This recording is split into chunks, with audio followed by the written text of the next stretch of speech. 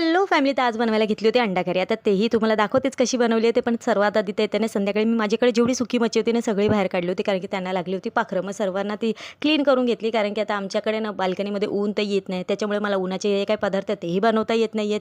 त्यामुळे पहिले त्यांना घरातच असं साफ करून घेतलं. त्यानंतर विहान आणि मी आम्ही दोघांनी मस्त असं फाफडा जलेबीचा नाश्ता करून घेतला. त्यानंतर इथे आले होते जेवण बनवायला. आता जेवणामध्ये बनवायची होती अंडा करी. एक टायमाचं जेवण होतं, लवकर पण बनवायचं होतं, त्यामुळे अंडा करी एकदम सगळ्यात सोपी आणि पटकन बनणारी रेसिपी आहे. तर त्याच्यामुळे मी तुमच्यावर शेअर करते. आता एका कढईत तेल घेतलं, त्याच्यामध्ये जिरा, कांदा, अद्रक, लसूण आणि थोडंसं खोबरं घेतलं. छान असं ब्राऊन कलर होईपर्यंत परतवून घेतलं. त्यानंतर मिक्सरमध्ये बारीक असं वाटण करून घेतलं. आता त्याच कढईमध्ये ना थोडंसं कढीपत्ता टाकला, हळद, मीठ, मसाला आणि धणे पावडर हे छान असं टाकून त्याच्यात परतवून घेतलं. त्याच्यानंतर जे काही वाटण बनवलं होतं ते टाकलं.